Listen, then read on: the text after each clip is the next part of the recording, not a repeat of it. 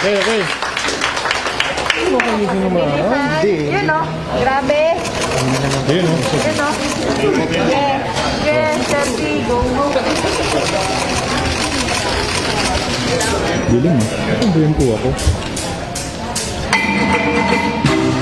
Ang layo naman.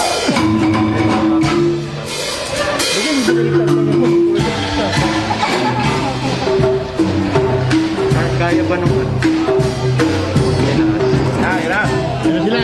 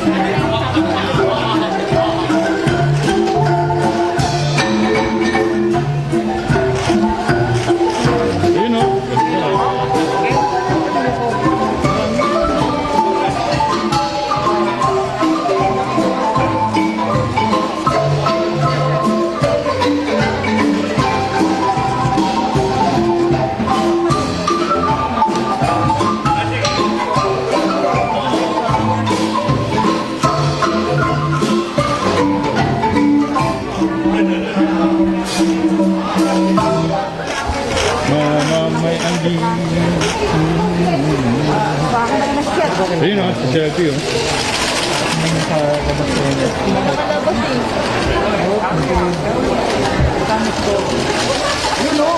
Ganda nun o. Hop, hop, hop. Takpan mo. Pasok masyado. Palabasin yung konti. Tapos yung sleeveless, ka-press mo.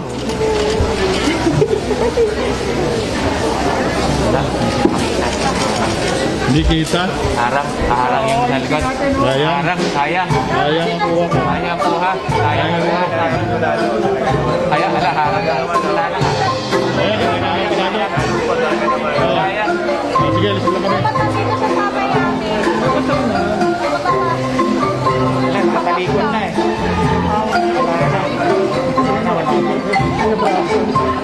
Wala namin na sila makita.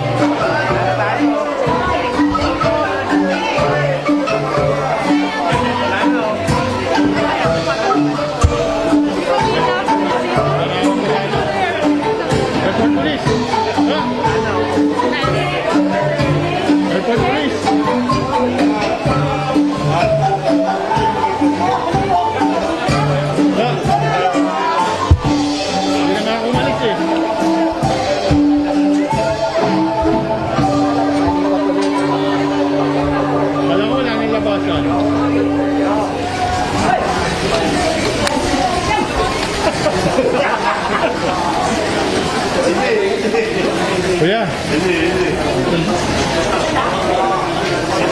Isa.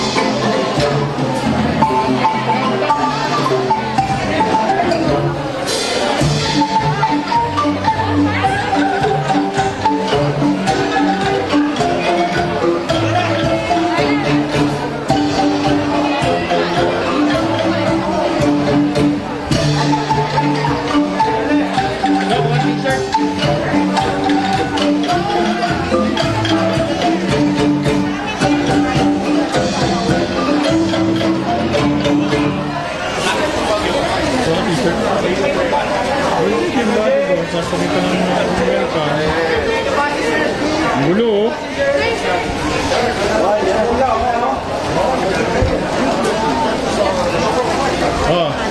Atas naman.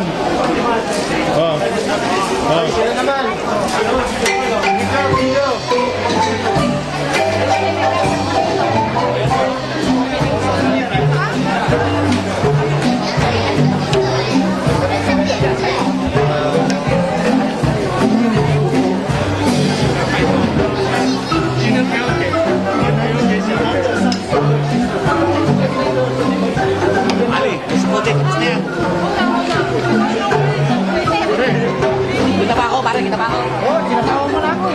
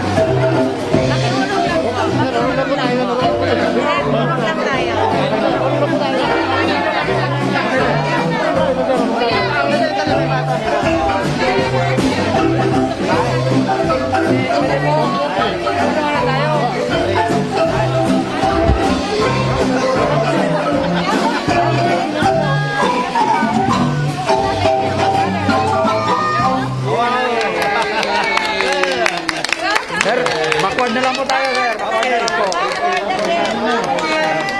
Backward lang po.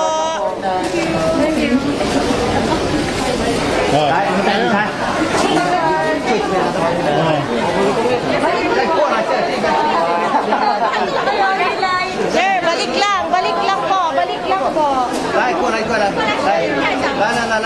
Balik lang, sir, balik lang.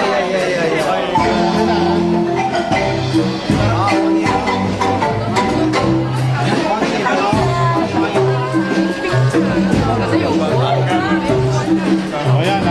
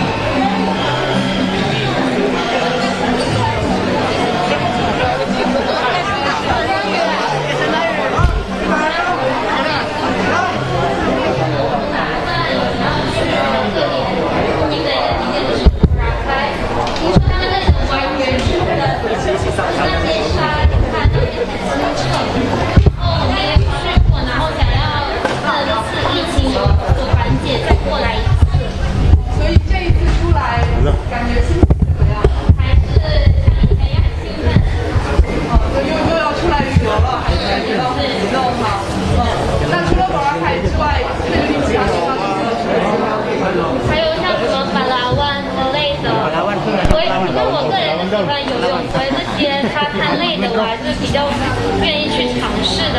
听说他们的物价等等也是非常的好。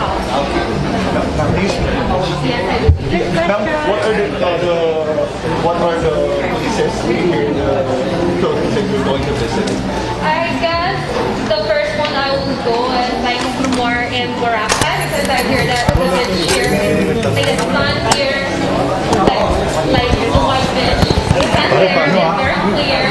And I hear about like the sea and the pools are very fun and saying that for like low budget people, it's really nice to travel here. The people here are very hospitable and they're like very friendly to us, and it's really nice to be here.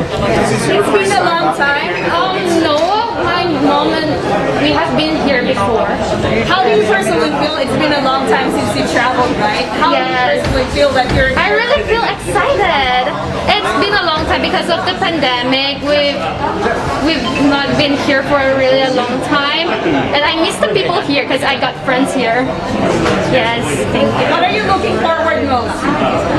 Going travel, especially with friends who are Filipino because they're really kind to us. Chinese, yes.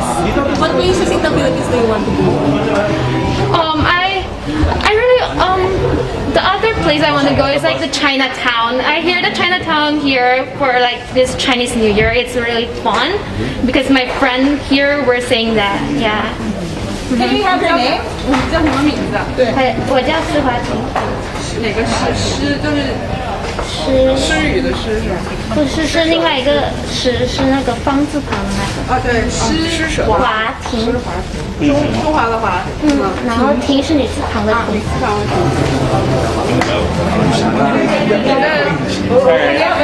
What's your name in English?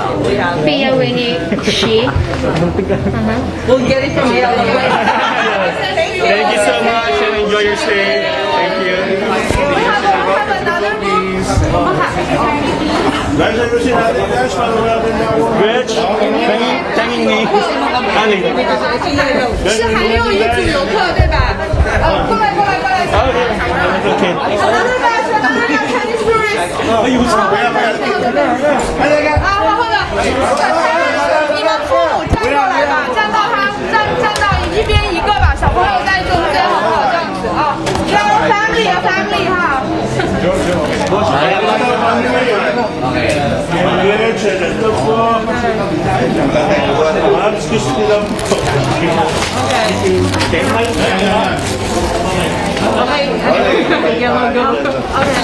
小朋友今天来这里看到这么热情的一个迎接的仪式，觉得开心吗？It's happy. Happy. I'm excited. 这是你第一次来菲律宾吗？ Yes. 你这次准备去哪里玩呢？马尼拉。马尼拉。那父母谁主讲一下？爸爸来。今天高兴吗？终于又到菲律宾来了，这样。今天非常高兴，我头一次到菲律宾，我刚下飞机都感受到菲律宾人民的友好和热情，内心当中非常激动。这一次过来有什么计划要去哪里玩吗？我们准备就在马尼拉，大约有半个多月的旅游行程。对。就在马尼拉待着，要去什么海滩这些看一看吗？会去的。我们也是第一次来到菲律宾。我听您口音像是东北。对，我们是东北的。东北的。对，我们辽宁的。那是从大东北那个冰天雪地到了菲律宾这边。对。为什么会选择来菲律宾？我们那边现在这个正好是这个严冬天气，那个确实也挺冷，而且我们这边是有亲属，我们过来也是连探亲带旅游，到这边来之后真是冰火两重天，感觉到菲律宾人民的热情，非常开心，非常高兴。我想我们这次这个旅游也会给我们增加了一个难忘的回忆。好，谢谢您。能知道那个一个名字吗？文是哪个文？新闻的文。新闻的文。对。您是大10岁大鹏展哥。对。小朋友叫什么？叫国学。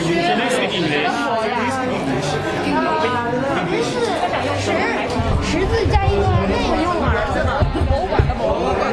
他可以简单一点的。是哪个轩？轩是哪个轩？这个车干轩。好，谢谢你。Do you speak English? Yes. You are. Where do you want to go? Here in the The beach and the sea or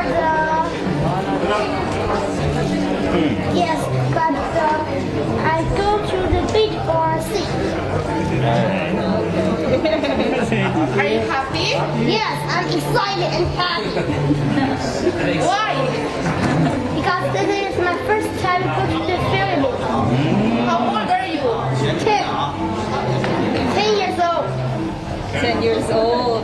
From what province, part of China you came from? But the Liaoning, Shenyang.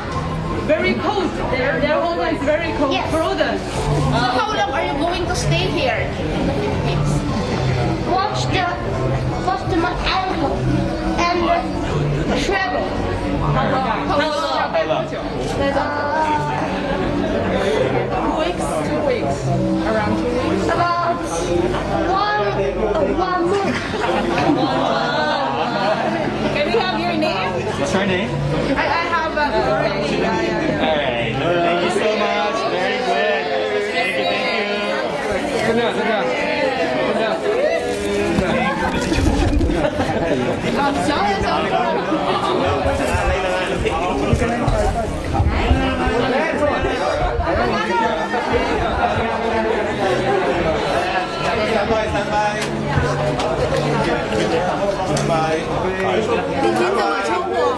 我是来自中国，我是中国攀华集团的董事长李新华。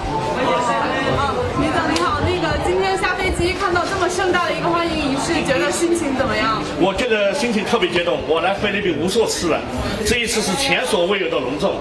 我觉得我们菲律宾的这个旅游部长亲自来接我们，我们中国的华西联大使亲自到机场来接我们，特别激动，特别感动。我觉得我们中国跟菲律宾的友谊越来越好，我们的跟菲律宾的友谊合作越来越牢固。我这次来的目的就是1月5号，我们马克思总统接受我们习总书记的接见，我跟马克思总统汇报了我们在菲律宾建设一个综合性钢铁厂。我今天来是践行我的承诺，我们要在菲律宾历史上建一个综合性的钢铁厂，推动当地的发展、经济的建设。谢谢您，谢谢您。好，谢谢。讲英语吗？您能讲？我英语不怎么会。Thank you very much。好，谢谢。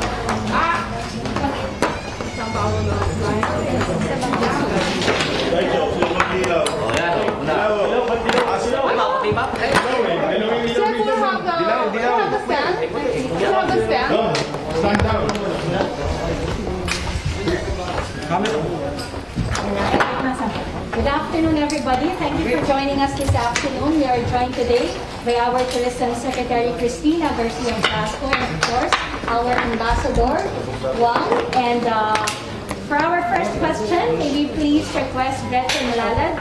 Of course, In the interest of time, you are allowed to ask one question and a follow-up to that.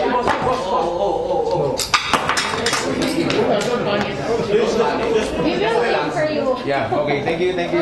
Alright? May I please call on Gretchen? Secretary, what does the arrival of Chinese tourists mean for the country?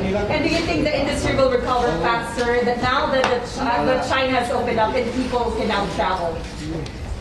The arrival of Chinese tourists to the Philippines signals a very auspicious start to the new year and indicates the positive result of President Ferdinand Bongbong Marcos Jr.'s state visit to China to further the relations between our countries. We anticipate even more Chinese tourists to arrive, and which will greatly help us in our efforts to transform and to recover the tourism industry, as our intention is not only to regain our pre-pandemic numbers, but to exceed it, knowing how the relationship between the Philippines and China will only further improve in the years to come with the stance of both our governments. For the second question, Secretary, I would like to know, because here is just the first batch of Chinese tourists, and we will have more to come. So what's your message to them still in China? How's the BOT doing prepare to just welcome them to the Philippines? And right now still Chinese Spring Festival. Do you have any message like the New Year wishes? Say that to the Chinese audience. Thank you. First of all, I would like to express my gratitude to the government of the People's Republic of China for identifying the Philippines as one of the first 20 countries where group tours are allowed. The Philippines is open and ready to welcome our friends from China to continue to improve the relationship between our two nations, which spans millennia.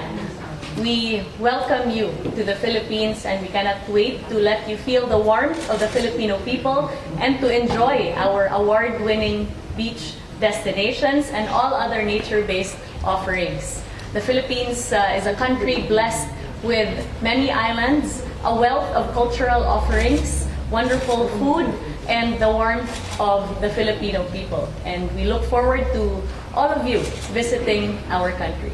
thank you, Zeng Zeng from CCTV. What's your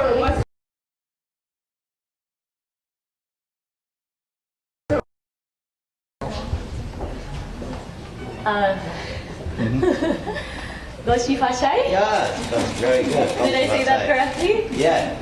And a happy Chinese New Year. May this coming year bring blessings and prosperity for you and your families as we join you in our hopes for positivity, abundance, and prosperity in the year to come. Alright, so that's Zeng Zeng from CCTV from Sinwa News. Yes.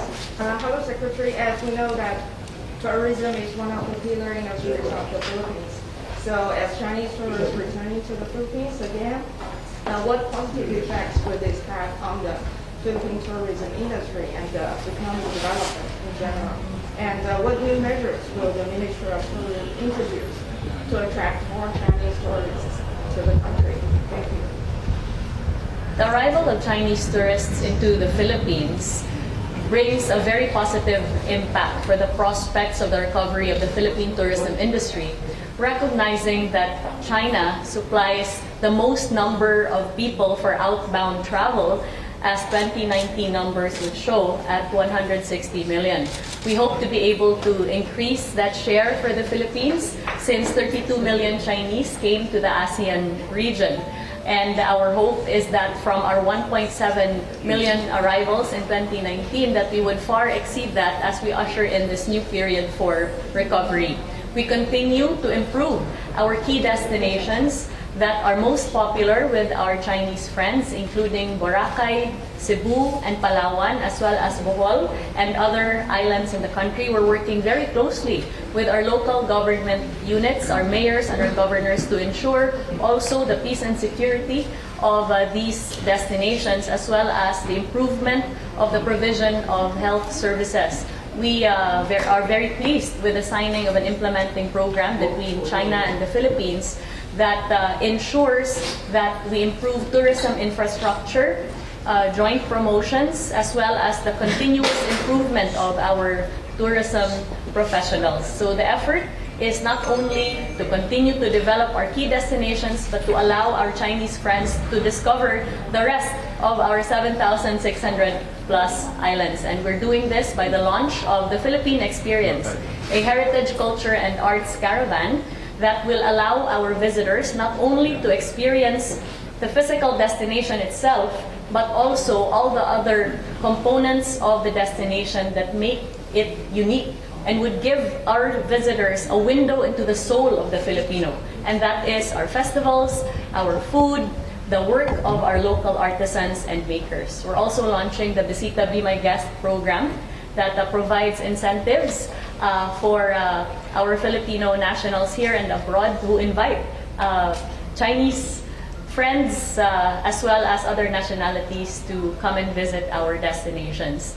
We have a wealth of other programs that we have in store, and we're really very hopeful that with this partnership between our two governments, the Philippines and China, that we would be able to usher in the growth of the Philippines into a tourism powerhouse in Asia.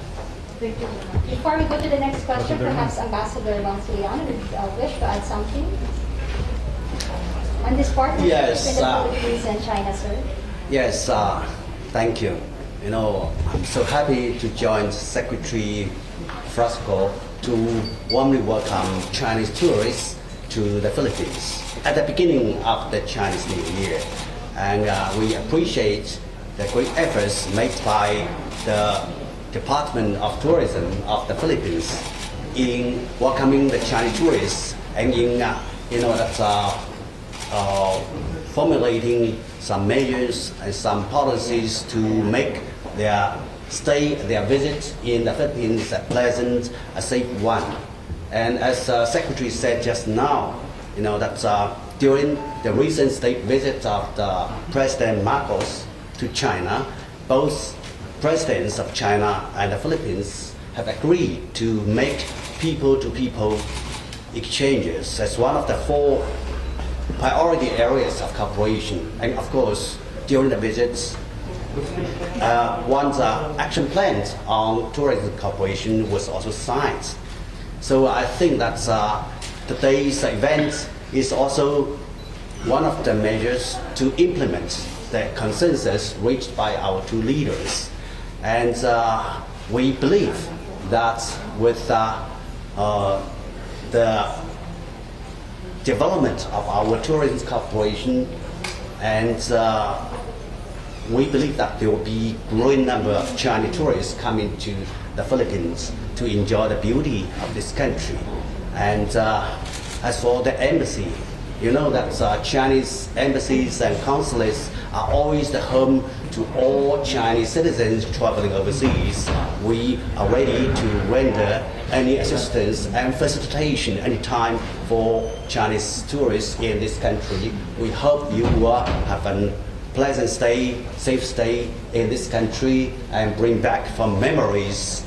And we also believe this kind of tourism cooperation and people-to-people exchanges will further promote the traditional friendship and cooperation between our 2 countries.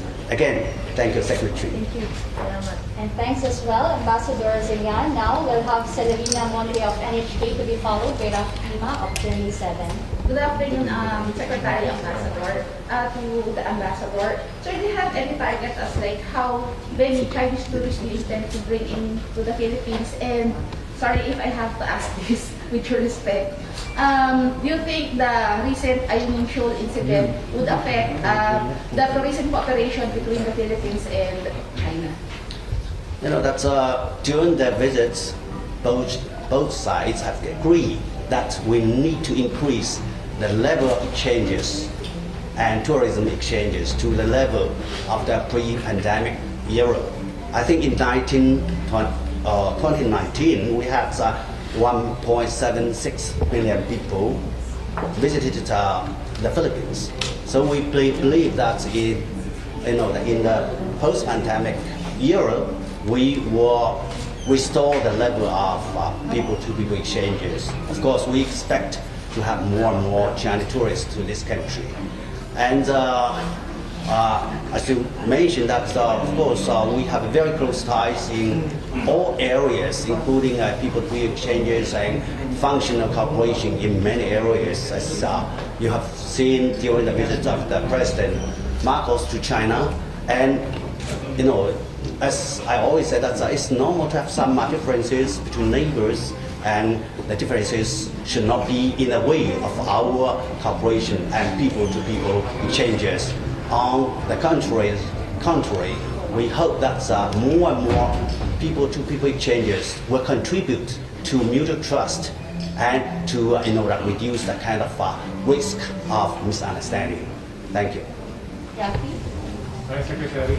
Are there still health concerns with the arrival of more tourists, not only from China, but especially from China? Recently, there was a wave of infections in China. So the question is, are there still any health concerns with the arrival of more tourists in the Philippines? Whether it's COVID-19 or any other virus or illness, health concerns are quite common in any country, including the Philippines. The important thing is that our government continues to observe minimum public health standards. At the same time, ensuring that we are able to strike a balance between protecting the public health as well as promoting livelihood, considering all the losses that have ensued since the pandemic. We have protocols that are in place as far as the arrival of foreign nationals, including Chinese nationals, and these continue to be observed. We are working very closely with our fellow government agencies, including the Bureau of Immigration, the Department of Justice, the Department of Health, to ensure that these minimum standards are in place and are followed. Other than that, we continue to convey the Philippines' readiness to receive Chinese tourists and foreign nationals from all over the world, as the effort really is to help our fellow Filipinos regain the losses that they've had and suffered through the difficult times of the pandemic. Okay. Yes, please.